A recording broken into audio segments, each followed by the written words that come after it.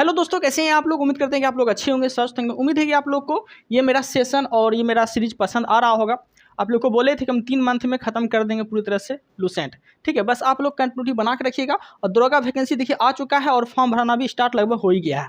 ठीक है, तो आप लोग चाहते हैं कि इस बार मुझे 2 स्टार चाहिए, तो आप लोग को थोड़ा सा कंसिस्टेंसी दिखाना पड़ेगा, कंटिन्यू रहना पड़ेगा। अगर आप रहते हैं कंटिन्यू तो आपका रिजल्ट बनने से कोई नहीं रोक सकता है। 3 महीना मेहनत करिए ना आप, 3 महीना बस टाइम दीजिए, मुझे सिर्फ टाइम दीजिए 3 महीना। विश्वास दिलाते हैं। अगर आपका सेट में 50 नंबर आ रहा है तो बस मेरा ये सीरीज ज्वाइन करिए। अगर आपको फ़ायदा नहीं मिलेगा तब आप बताइएगा। ठीक है, चलिए स्टार्ट करते हैं। देखिए आज पढ़ने वाले हैं हम लोग केमिस्ट्री और लेक्चर नंबर ये 1 है। देखिए विज्ञान को 3 तरह से बांटा गया है। एक physics, chemistry, biology. Physics, chemistry, biology. Physics के जनक पूछेगा आपसे तो न्यूटन। फिजिक्स के जनक न्यूटन को बोले जाते हैं, लेकिन आधुनिक फिजिक्स के जनक पूछेगा आपसे तो अल्बर्ट आइंस्टीन को बोले जाते हैं। ठीक है, लेकिन भारतीय फिजिक्स के जनक पूछ लिया, मतलब भारतीय वैज्ञानिक कौन थे जो फिजिक्स के खोज किए थे, तो क्या बोलेंगे? सत्येंद्र नाथ बोस। सत्येंद्र नाथ बोस थे भारतीय और फिजिक्स के ये खोज किए थे। तो तरह तरह के वैज्ञानिक आए और फिजिक्स के खोज किए थे। पहली बार किए थे न्यूटन, फिर अल्बर्ट आइंस्टीन, फिर भारतीय पूछेगा तो सत्येंद्र नाथ बोस किए थे। ठीक है, अब देखिए केमिस्ट्री के जनक पूछेगा आपसे तो लेवोसिए या लेवोजियर आप बोल सकते हैं, दोनों में से कुछ भी देगा तो आप मारिएगा। ओके, बायोलॉजी के जनक जो है अरस्तु को बोले जाते हैं, और ये जो है जंतु विज्ञान के नाम दिए थे, जंतु विज्ञान के खोज किए थे। कौन? अरस्तु। ओके, आगे वनस्पति विज्ञान के खोज पूछेगा आपसे तो थियोफ्रेटस। वनस्पति विज्ञान के खोज कौन किए थे? थियोफ्रेटस किए थे। और रसायन विज्ञान के खोज पूछेगा आपसे तो लेवोसिए या लेवोजियर किए थे। दोनों में से कुछ ही बोलेगा तो आप लगा सकते हैं। अब यहाँ से केमिस्ट्री मेरा स्टार्ट हो जाता है, आप लोग कंटिन्यूटी बना के रखिएगा। ओके, देखिए केमिस्ट्री जो है ये लैटिन भाषा का शब्द है। केमिस्ट्री लैटिन भाषा का शब्द है और यह शब्द जो है कीमिया से बना एक शब्द है। और कीमिया जो है, कीमिया का अर्थ क्या होता है? तो कीमिया का अर्थ होता है काली मिट्टी। काली मिट्टी से ही कीमिया बना है और कीमिया से क्या बना है? केमिस्ट्री बना है। ठीक है, अब समझिएगा। कुछ प्रमुख सिद्धांत देखते हैं जो एग्जाम में डायरेक्ट पूछ लेते हैं। जैसे परमाणुवाद के सिद्धांत कौन है? ठीक है, द्रव्यमान संरक्षण कौन दिए थे? ये डायरेक्ट एग्जामिनर पूछ लेते हैं, तो आप लोग को याद रहेगा तभी ना मारेंगे। ठीक है, समझिएगा। द्रव्यमान संरक्षण के सिद्धांत कौन दिए थे? ये दिए थे लेवोजियर। कौन दिए थे? लेवोजियर। लेवोजियर जो है द्रव्यमान संरक्षण का सिद्धांत दिए थे, और ये कब दिए थे? तो 1789 में दिए थे। कब दिए थे? 1789 में दिए थे। ठीक है, स्थिर नियत और स्थिर अनुपात। स्थिर नियत बोले या फिर स्थिर अनुपात बोले, दोनों में से कुछ भी दे, घबराइएगा नहीं, दोनों एक ही वर्ड है। ओके, तो स्थिर नियम और स्थिर अनुपात या निश्चित अनुपात के नियम कौन दिए थे? तो जोसेफ प्राउस्ट दिए थे। जोसेफ प्राउस्ट दिए थे। ठीक है, द्रव्यमान संरक्षण लेवोजियर 1789 में दिए थे। स्थिर अनुपात या नियत अनुपात का नियम कौन दिए थे? जोसेफ प्राउस्ट दिए थे। ओके, अब देखिएगा, स्थिर बोले नियत बोले, ये दोनों में से कुछ भी दे तो जोसेफ प्राउस्ट ही मारना है। आगे देखते हैं गुणित अनुपात, सरल अनुपात या तुल्य अनुपात। गुणित अनुपात, सरल अनुपात या तुल्य अनुपात, कुछ भी बोले तो आपको क्या मारना है? जॉल डाल्टन। ये सब का नियम कौन दिए थे? जॉल डाल्टन दिए थे। ठीक है, क्या क्या बोले हम? गुणित अनुपात, सरल अनुपात और तुल्य अनुपात के नियम कौन दिए थे? जॉल डाल्टन दिए थे। ओके, कोई दिक्कत नहीं है। अब समझते हैं आगे। देखिएगा, अब यहाँ देखते हैं परमाणुवाद का सिद्धांत। परमाणुवाद के सिद्धांत कौन दिए थे? तो परमाणुवाद का जो सिद्धांत दिए थे जॉल डाल्टन दिए थे। परमाणुवाद सिद्धांत कौन दिए थे? जॉल डाल्टन दिए थे। व्युत्क्रम अनुपात के नियम कौन दिए थे? तो जर्मन वैज्ञानिक रिक्टर दिए थे, या फिर आप रीचर बोल सकते हैं। जर्मन वैज्ञानिक रिक्टर या रीचर, दोनों में से कुछ भी दे कि परमाणु व्युत्क्रम अनुपात कौन दिए थे, तो क्या बोलेंगे? रिक्टर या रीचर। रिक्टर या रीचर। फिर से बोल देते हैं, परमाणुवाद का सिद्धांत पूछेगा तब बोलिएगा जॉल डाल्टन। व्युत्क्रम अनुपात के नियम पूछेगा या फिर जर्मन वैज्ञानिक क्या बोलेंगे? रिक्टर या रीचर दिए थे। रिक्टर या रीचर दिए थे। ओके, कोई दिक्कत नहीं है। आगे है सर्वप्रथम किस भारतीय ने परमाणु सिद्धांत दिए थे? ठीक है, तो क्या बोलेंगे? कनात दिए थे। कौन दिए थे? कनात दिए थे। सर्वप्रथम कौन भारतीय दिए थे परमाणु सिद्धांत? तो यह कनात दिए थे। ओके, कोई दिक्कत नहीं है। आगे देखते हैं परमाणु शब्द सर्वप्रथम कौन दिए थे? परमाणु शब्द पूछेगा आपसे तो डेमोक्रिटस बोलिएगा। परमाणु शब्द कौन दिए थे? डेमोक्रिटस दिए थे। ओके, परमाणुवाद के प्रमुख तथ्य देखते हैं। तथ्य जैसे कि आपसे पूछेगा तत्व का सूक्ष्मतम कण क्या होता है, तत्व का सूक्ष्मतम रूप क्या होता है, तो क्या बोलेंगे? परमाणु कहलाता है। तत्व का सूक्ष्मतम कण क्या कहलाता है? तो परमाणु कहलाता है। ओके, अब देखिए परमाणु जो है वो विभाज्य, मतलब परमाणु जो है ये टूट नहीं सकता। अगर ये परमाणु है तो आप इसे तोड़ नहीं सकते हैं, ये पहले के अनुसार। लेकिन अभी के अकॉर्डिंग अगर देखें तो ये कथन जो है गलत हो जाता है।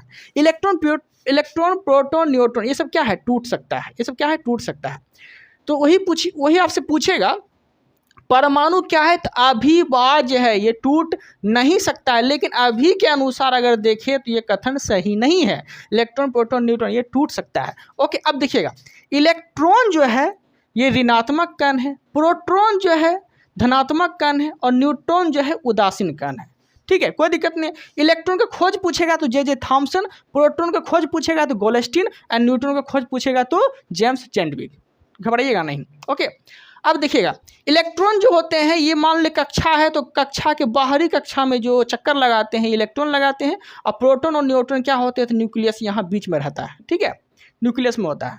ओके, अब समझिएगा, देखिए एक तत्व सभी परमाणु आपस में क्या हो सकते हैं, समान हो सकते हैं। एक ही तत्व के सभी परमाणु क्या हो सकते हैं, तो आपस में समान हो सकते हैं। ठीक है, भिन्न भिन्न तत्व के सभी परमाणु क्या हो सकते हैं, तो असमान हो सकते हैं। क्या हो सकते हैं, असमान हो सकते हैं। ठीक है, या दो से अधिक तत्व आपस में संयोग करके क्या बनाते हैं, तो आप क्या बोलेंगे, यौगिक बनाते हैं। दो से अधिक तत्व जो है आपस में क्या बनाएंगे, यौगिक बनाएंगे। जैसे कि जल एक क्या है, यौगिक है। जल एक क्या है, यौगिक है। तो जल ऐसे थोड़ा नहीं बन गया, 2 हाइड्रोजन मिला 1 ऑक्सीजन मिला, इस तरह से नहीं जल बना। ठीक है, तो ही बोला गया है 2 से अधिक तत्व आपस में मिलकर क्या बनाते हैं, यौगिक बनाते हैं। ओके, यौगिक का निर्माण करते हैं। यौगिक जो है ये द्रव्यमान संरक्षण के नियम को फॉलो करता है। अगर आपसे पूछेगा कि किसको फॉलो करता है द्रव्यमान संरक्षण, तो यौगिक को फॉलो करता है। ठीक है, द्रव्यमान संरक्षण के नियम को फॉलो कौन करता है, तो यौगिक करता है। ओके, अब देखिएगा यहाँ पे, अब देखने वाले हैं हम लोग पदार्थ के बारे में। देखिए पदार्थ की कुछ बातों को समझेंगे, ठीक है, तभी ये समझ में आएगा कि पदार्थ सच में ऐसा ही होता है, ये पदार्थ के गुण इसमें है, तभी ये पदार्थ कहला रहे हैं। ठीक है, कुछ कंडीशन फॉलो अगर कर रहा है तभी पदार्थ कहलाएंगे। जैसे कि कुछ लोग बोलते हैं कि ब्रह्मांड में कोई भी वस्तु अगर जगह घेर रहा है तो पदार्थ हो गया। ऐसा नहीं है, लाइट भी तो जगह घेर रहा है, लाइट भी तो जगह घेर रहा है। देख रहे हैं उधर लाइट चला गया, उधर लाइट चला गया, मेरे पर लाइट पड़ रहा है, सगर पूरा रूम में लाइट लाइट लाइट लाइट, तो लाइट का पूरा शोर शराबा हो गया, पूरी तरह से लाइट पूरा छा गया है। तो ऐसे थोड़ी नहीं बोल सकते हैं कि ब्रह्मांड में कोई वस्तु जो स्थान को घेर रही है उसे पदार्थ बोलेंगे, ऐसे थोड़ी नहीं बोल सकते हैं। ऐसे नहीं बोल सकते हैं, हम कुछ कंडीशन को फॉलो करेगा तभी पदार्थ बोल सकते हैं। पहला कंडीशन ये हो गया कि उसमें द्रव्यमान होना चाहिए, वजन होना चाहिए। जैसे कि जल में वजन है। दूसरा गुण मौजूद होना चाहिए कि वो जगह घेरे। जल को अगर ऐसी घेरा में तो नीचे फेर देंगे तो क्या होगा, जगह घेर लेगा। ठीक है, तो जगह गिरे जिसमें आयतन हो। ठीक है, जो अवरोध उत्पन्न करे, मान ले पानी है, पानी के ऊपर जब चलेंगे ऐसे करके थोड़ा बहुत, तो मान ले इतना पानी आ गया, आपका शरीर के आधा पानी आ गया, तो पानी के ऊपर जब चलेंगे तो आपको अवरोध उत्पन्न करेगा, रुकावट पैदा करेगा। ये सब चीज़ अगर गुण मौजूद है तभी पदार्थ को कहलाएंगे। ठीक है, ऐसा नहीं कि ब्रह्मांड में कोई वस्तु जो जगह घेरे वो पदार्थ कहलाएंगे, ऐसा नहीं है। कुछ गुण फॉलो करना चाहिए तब कहलाएंगे। ठीक है, कोई दिक्कत नहीं। यही चीज़ तो हम यहाँ लिखे हैं, पदार्थ किसे बोलते हैं, जैसे मीटर किसे बोलते हैं, जिसमें द्रव्यमान हो, जो स्थान घेरे, जिसमें आयतन हो, जो अवरोध उत्पन्न करे, ये सब कहलाते हैं पदार्थ। ओके, अब देखिए पदार्थ की मूल अवस्था की बात बोलेंगे तो पदार्थ की मूल अवस्था 3 गो होती है, ठोस, द्रव, गैस। ये पदार्थ की मूल अवस्था है। पदार्थ की मूल अवस्था एवं वास्तविक अवस्था कौन है, तो ठोस, द्रव, गैस। ओके, कोई दिक्कत नहीं है। लेकिन पदार्थ की कुल अवस्था पूछेगा तो पदार्थ की कुल अवस्था 5 होती है। वैसे 5 से ज़्यादा भी है, लेकिन कुल अवस्था की वर्तमान आपको याद क्या रखना है, तो 5 तक याद रखना है। ठीक है, क्योंकि 5 तक एग्जाम में पूछते हैं। पहला हो गया ठोस, दूसरा द्रव, फिर गैस, फिर प्लाज्मा, फिर बोस आइंस्टाइन कंडेंसेट। ये 5वीं अवस्था है, बोस आइंस्टाइन कंडेंसेट। ओके, कोई दिक्कत नहीं है, याद रखिएगा। ओके, और पदार्थ की चौथी अवस्था पूछेगा तो यहाँ हम लिख दिए हैं, प्लाज्मा को बोलते हैं। ओके, और 5वीं अवस्था बोस आइंस्टाइन कंडेंसेट बोलते हैं, वहाँ भी हम लिख दिए हैं, यहाँ भी हम बता ही दिए। ओके, अब देखिएगा पदार्थ, ये हो गया पदार्थ। अब ध्यान से समझिएगा, ये जो हम डायग्राम बनाए हैं इसे देख के आपको समझना है कि अगर ये चीज़ करते हैं तो क्या चीज़ बनने की संभावना हो सकती है, अगर ये चीज़ को हम गर्म करेंगे तो वो क्या बन सकती है, वो फॉलो करना है। देखिएगा ये हो गया BEC जिसे बोलते हैं Bose Einstein condensate, Bose Einstein condensate. इसके खोज किए थे अल्बर्ट आइंस्टीन और सत्येंद्रनाथ बोस। एक्चुअली खोज तो किए थे पहले सत्येंद्रनाथ बोस ही, लेकिन सत्येंद्रनाथ बोस को बुलाए थे अल्बर्ट आइंस्टाइन कि आप आओ, मैं आपको बताता हूँ कि सच में ये पदार्थ की पांचवी अवस्था आप खोजे हैं या नहीं खोजे हैं। ठीक है, तो अल्बर्ट आइंस्टाइन जो है बहुत मतलब ये भूमिका दिया था इसको परीक्षण करने में, सही रूप देने, मतलब कि सच में ये पांचवी अवस्था है या नहीं। तो कहीं ना कहीं दोनों मिल के जो है पांचवी अवस्था पे काम किए थे, इसीलिए हो जाता है बोस से बोस क्या होते हैं, बोस सत्येंद्रनाथ बोस हो जाते हैं। ठीक है, और इस क्या हो जाते हैं, अल्बर्ट आइंस्टाइन कंडेंसेट। दोनों मिलकर काम किए थे, इसीलिए इसका नाम रखा गया था बोस आइंस्टाइन कंडेंसेट। पांचवी अवस्था को रखा गया था नाम बोस आइंस्टाइन कंडेंसेट। कोई दिक्कत नहीं, आप समझिएगा ध्यान से। बोस आइंस्टाइन कंडेंसेट को जब आप गर्म करते हैं तो क्या बनेगा, ठोस बनेगा। क्या बनेगा, ठोस बनेगा। इसे जब फिर से ठंडा करेंगे तो क्या बन जाएगा, बोस आइंस्टाइन कंडेंसेट ही बन जाएगा। गर्म करेंगे तो क्या बनेगा, ठोस बनेगा। ठोस को फिर से ठंडा करेंगे तो क्या बनेगा, बोस आइंस्टाइन कंडेंसेट ही बन जाएगा। ओके, ठोस को जब गर्म करेंगे तो क्या बनेगा, द्रव बनेगा। ठोस को गर्म करेंगे तो क्या बनेगा, द्रव बनेगा। द्रव को ठंडा करेंगे तो क्या बनेगा, फिर से ठोस बन जाएगा। ठीक है, जैसे मान लीजिए द्रव क्या हो गया, पानी हो गया, इसको आप पूरा ठंडा कर दिया, क्या बन गया, ठोस बन गया, मतलब बर्फ बन गया। अब बर्फ को फिर से गर्म कर दीजिए, फिर क्या बन जाएगा, द्रव बन जाएगा। वही गुण फॉलो कर रहा है। अब देखिए, द्रव को जब गर्म करेंगे तो गैस बनेगा। द्रव को जब गर्म करेंगे तो क्या बनेगा, गैस बनेगा। अब जो है पूरा द्रव को, पानी को पूरा उबाल दीजिए, पूरा एकदम खलखला दीजिए, उसे देखेंगे आप गैस निकलना उत्पन्न हो, मतलब गैस निकलना स्टार्ट हो जाएगा। तो वही बोला गया है कि द्रव को जब गर्म करते हैं आप तो ये गैस बनेगा, फिर द्रव को फिर ठंडा कर देंगे तो फिर से ये द्रव बन जाएगा। ओके, कोई दिक्कत नहीं है, आप समझिएगा। गैस को जब गर्म करेंगे तो प्लाज्मा अवस्था में आ जाएगा, लेकिन प्लाज्मा को फिर से ठंडा करेंगे तो फिर से ये गैस बन जाएगा। ओके, ये डायग्राम अगर आप याद रखते हैं तो आप पकड़ सकते हैं कौन क्या बन सकता है। ओके, बाकी जो हम पढ़ा रहे हैं बिल्कुल ही नेसेसरी और ऐसे टॉपिक पढ़ा रहे हैं जो एग्जाम में डायरेक्ट क्वेश्चन पूछ ही लेते हैं। ओके, बिल्कुल ही घबराइएगा नहीं, जो भी केमिस्ट्री पढ़ाएंगे उसी में आपका बिहार दरोगा में क्वेश्चन लड़ जाएगा एकदम 100%। ठीक है, 100%। ओके, चलिए आगे। अब कुछ विशेषता देखते हैं। विशेषता ध्यान से समझिएगा। विशेषता में ठोस, द्रव, गैस। ठोस, द्रव, गैस, ये पदार्थ की 3 अवस्था होती है। मूल अवस्था क्या क्या होती है, ठोस, द्रव, गैस। कुल अवस्था पूछेगा तो 5 होती है। तो विशेषता समझते हैं। जैसे आपसे पूछेगा अंतराण्विक आकर्षण बल या फिर अंतराण्विक स्थान किस में ज़्यादा होते हैं, या फिर अंतराण्विक बल किस में ज़्यादा होते हैं, ये पूछेगा आपसे। तो पहले देखेंगे हम लोग अंतराण्विक स्थान। अब देखिए, अंतराण्विक स्थान किसे बोलते हैं, 2 परमाणु, एक ये परमाणु हो गया, एक ये परमाणु हो गया, 2 परमाणुओं के बीच के जगह को, बीच में जगह आ गया, 2 परमाणुओं के बीच के जगह को बोलते हैं अंतराण्विक स्थान। ओके, सबसे कम अंतराण्विक स्थान किस में होगा, ठोस में होगा। ये मान लीजिए ठोस है, ठोस के अंदर हम घुस सकते हैं, नहीं घुस सकते हैं, घुस सकते हैं, टकरा रहा है ना। तो सबसे कम अंतराण्विक स्थान किस में होता है, ठोस में होता है। उसमें जगह बहुत ही कम होता है, ना के बराबर होता है। ओके, तो सबसे कम अंतराण्विक स्थान किस में होता है, ठोस में होता है, फिर द्रव में होता है, फिर सबसे ज़्यादा अंतराण्विक स्थान किस में होता है, गैस में होता है। ठीक है, अंतराण्विक स्थान सबसे ज़्यादा किस में होता है, गैस में होता है। अगर गैस पूरा रूम में अगर फैल गया तो भी हम गैस को चीर के फाड़ के जा सकते हैं, मुझे शरीर में टकराएगा नहीं, या फिर आभास नहीं होगा कि मेरे शरीर में टकरा भी रहा है। आप घुस सकते हैं, क्यों, उसमें स्थान है, अंतराण्विक स्थान ज़्यादा है उसमें। ओके, अब देखते हैं अंतराण्विक बल। देखिए, 2 परमाणुओं के बीच के जगह को बोलते थे अंतराण्विक स्थान, और 2 परमाणुओं के बीच लगने वाले बल को बोलते हैं अंतराण्विक बल।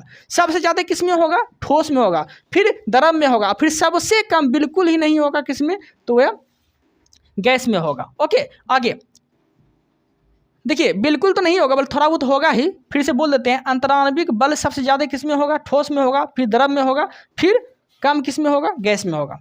घनत्व समझिएगा, घनत्व सबसे ज़्यादा किस में होगा, घनत्व का अर्थ ये हो गया डेंसिटी। डेंसिटी मतलब हो गया, जैसे आपसे पूछेगा कि 1 kg आप मूढ़ी लीजिए और 1 kg आप चूरा लीजिए, वो छोड़िए, 1 kg आप क्या लीजिए, मूढ़ी लीजिए, और 1 kg आप क्या लीजिए, ये ले लीजिए, 1 kg आप ले लीजिए चावल।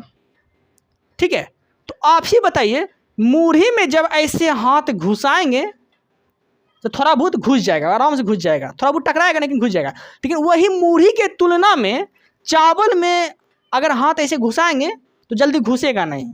ठीक है, डेंसिटी दोनों में किसका ज़्यादा है, मूढ़ी के कंपेरिजन में, तो अब क्या बोलेंगे, चावल का ज़्यादा है। ठीक है, अब आपसे बोलेगा कि एक के मतलब एक लोहा लीजिए, एक लकड़ी लीजिए, ठीक है। तो लकड़ी जो है पानी में तैरने लगेगा और लोहा डूब जाएगा। तो इन दोनों में डेंसिटी किसका ज़्यादा है? लोहा का ज़्यादा है। लोहा का डेंसिटी ज़्यादा है इसलिए तो पानी में डूब गया। एक बात हमेशा याद रखिएगा, जिसका डेंसिटी कम रहेगा वो हमेशा तैरेगा। जैसे कि आकाश में बादल क्यों तैरते हैं? कम घनत्व के कारण, अल्प घनत्व के कारण, ठीक है। याद रखिएगा, जिसका घनत्व कम रहेगा वो तैरेगा, जिसका घनत्व ज़्यादा रहेगा वो डूब जाएगा। ओके, याद रखिएगा। तो घनत्व सबसे ज़्यादा ठोस का, फिर द्रव का, फिर सबसे कम गैस का। क्वथनांक, क्वथनांक मतलब हो गया गर्म। सबसे ज़्यादा गर्म क्या हो सकता है? ठोस, ठीक है। सबसे ज़्यादा क्या होगा? ठोस। तो क्वथनांक सबसे ज़्यादा ठोस का, फिर द्रव का, फिर गैस का। ओके। विसरण, विसरण मतलब होता है बहना। विसरण मतलब क्या होता है? बहना, ठीक है, बहना। अब वो बहना मत समझ लीजिए कि ऐसे लिए एकदम ऐसे फेंक दिया, वो बहना नहीं हो गया। बहना का अर्थ ये हो गया कोई मूली खा के ढकर दिया, एकदम ढकर दिया, अब पूरा नाक बंद कर लिया। अरे बाप रे बाप, सॉरी, खुल गया। ओके, तो ये विसरण का मतलब ये हो गया बहना, ठीक है, बहना। कोई मूली खाएगा, ढकर दिया तो क्या हो जाएगा? पूरा प्रसारित हो जाएगा, बहने लगेगा, ठीक है। नाक मुँह सब आप बंद कर लेंगे। तो सबसे तेज कौन सी बहेगा? गैस बहेगा। और सबसे कम क्या बहेगा? ठोस बहेगा। ठोस में तो ये गुण होता ही नहीं है। द्रव में थोड़ा बहुत गुण होता भी है, अगर पानी यहाँ हिला देंगे तो बह के उधर उधर चल जाएगा, ठीक है। तो सबसे ज़्यादा विसरण किस में होगा? गैस में, ठीक है, फिर द्रव में, और ठोस में बिल्कुल ही होता ही नहीं है, ठीक है, कोई दिक्कत नहीं है। अब देखिएगा, अब देखते हैं ससंजक बल। ससंजक बल किसे बोलते हैं?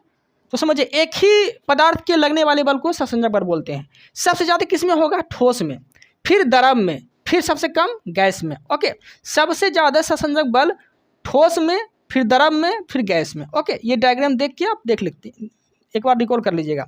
आयतन, आयतन किसका निश्चित होगा? तो ठोस का निश्चित होता है।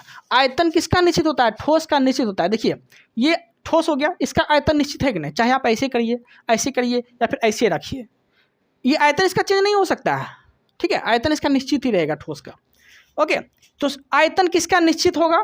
ठोस का। फिर द्रव का भी क्या होता है? निश्चित ही होता है।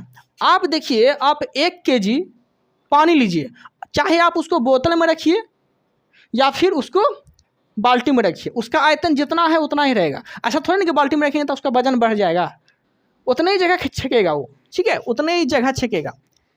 तो आयतन जो है निश्चित किसका होता है? ठोस का। फिर द्रव का भी निश्चित ही होता है, और गैस का जो है वो निश्चित होता है। गैस का आयतन वो निश्चित होता है।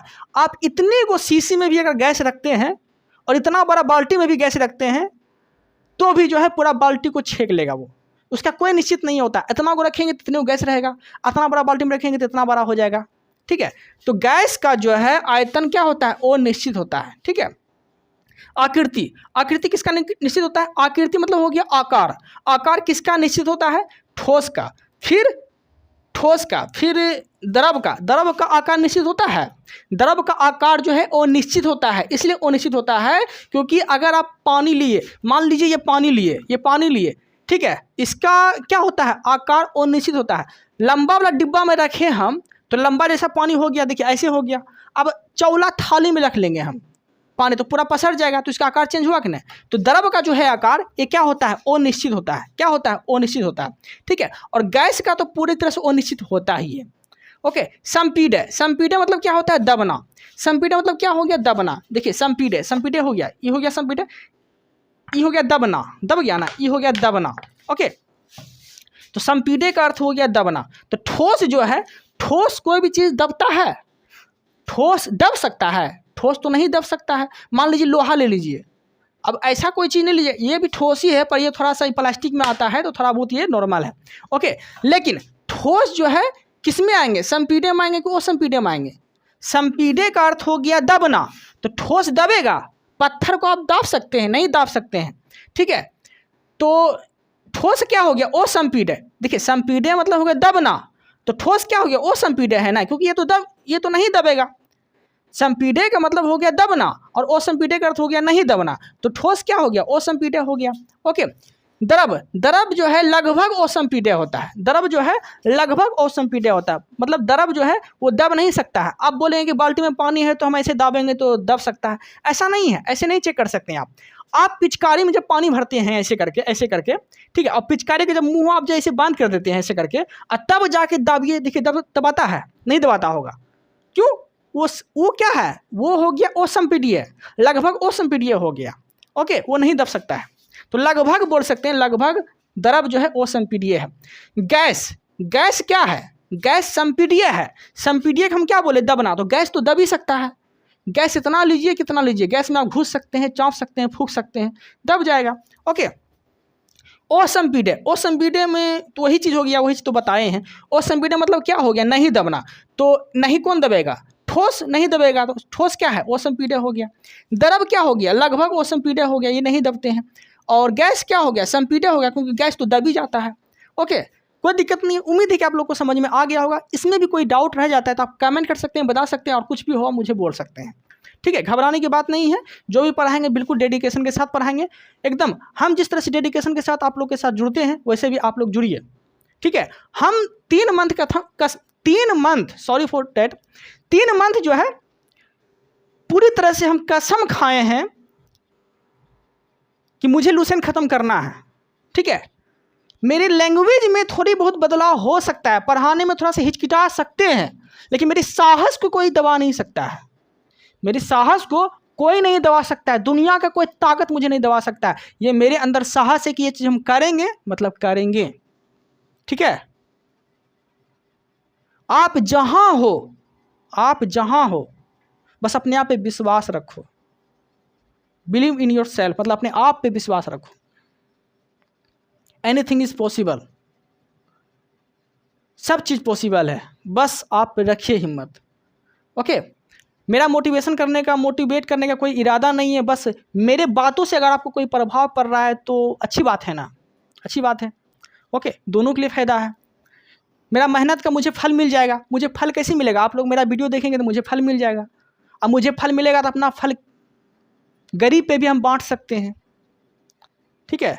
जिसका आर्थिक प्रॉब्लम है, जिसको पढ़ने में प्रॉब्लम हो रहा है, उसके लिए हम कुछ कर सकते हैं, ठीक है। लेकिन बस अपना प्रयास रखे हैं, प्रयास जारी किए हैं। ओके, बस आप लोग सपोर्ट करिए और आप लोग को जितना हो सके उतना जुड़िए, ठीक है। चलिए इस वीडियो में इतना ही रखते हैं, मिलते हैं हम लोग अगले टॉपिक के साथ, अगले कंटेंट के साथ। Thank you, thanks for watching.